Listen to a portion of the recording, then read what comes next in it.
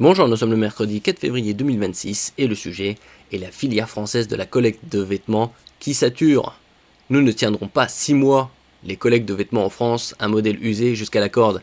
Et ça, c'est notamment dû à la fast fashion comme Chine, Temu, les Chinois qui surproduisent des produits de mauvaise qualité, portés quelques fois et jetés. En crise depuis 18 mois, la filière française de la collecte des vêtements périclite, mais les travaux ont repris avec les différentes parties et le gouvernement espère avoir les grandes lignes d'une réforme d'ici mars. Les centres de tri sont débordés et les vêtements qui y arrivent sont de moins en moins de bonne qualité. Comme je disais précédemment, l'ultra fast fashion produit des tonnes et des tonnes de vêtements à très bas prix et de très mauvaise qualité pour certains. N'oubliez pas de vous abonner pour plus de news nationales, européennes et internationales sur ce monde dans lequel nous vivons.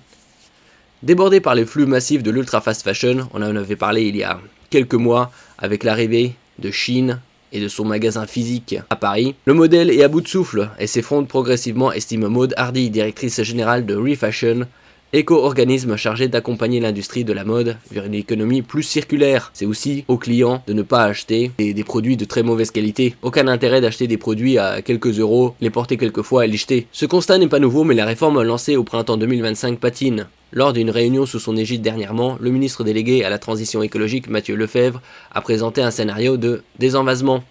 Le gouvernement espère un cahier des charges de la filière REP, responsabilité élargie du producteur textile d'ici fin mars, mais de nombreux arbitrages restent à faire et le nouveau modèle n'entrera pas en vigueur avant 2027, prévient-il. 2027, c'est aussi l'année des élections présidentielles. En 2024, pour 891 309 tonnes de nouveaux produits, on se rapproche du million de tonnes, vêtements, linge de maison et chaussures, 289 393 tonnes de produits usagés ont été collectés. Or, le système repose encore à plus de 60% sur l'export, notamment en Afrique, rappelle Maud Hardy, et les marchés africains sont désormais saturés de vêtements importés de Chine, d'occasion ou neufs et à bas prix.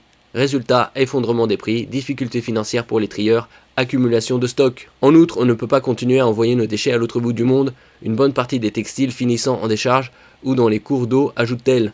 Certains sont même incinérés. Les opérateurs traditionnels de la collecte, Emmaüs, Le Relais, la Croix-Rouge, affrontent aussi la concurrence des plateformes comme Vinted ou les dispositifs seconde main des marques. On tient la filière à bout de bras. La crise a éclaté au grand jour l'an dernier quand le réseau d'entreprises de tri Le Relais a déversé des tonnes de vêtements devant de grandes enseignes. Pierre Duponchel, fondateur du Relais, est inquiet. On tient la filière à bout de bras, nous ne tiendrons pas 6 mois s'il n'y a pas de décision.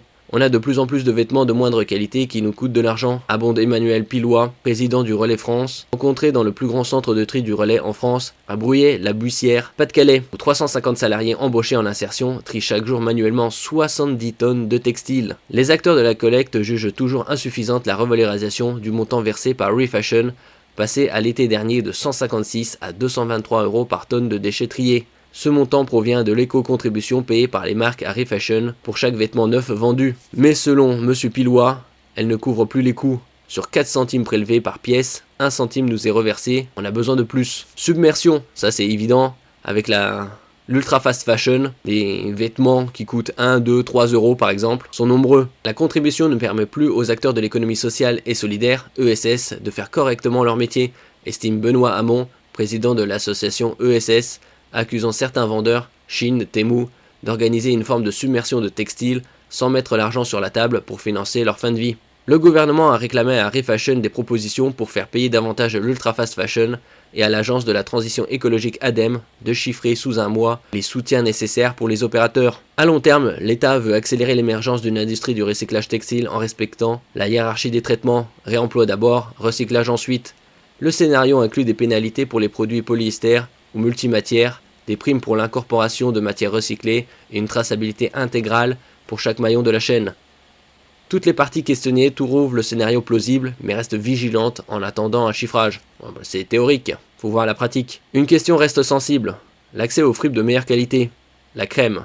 Johan Petiot, directeur général de l'Alliance du commerce, grandes enseignes, fixe une ligne rouge.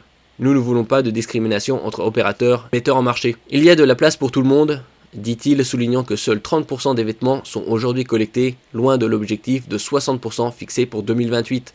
2 ans pour doubler. Merci pour votre écoute et à la prochaine.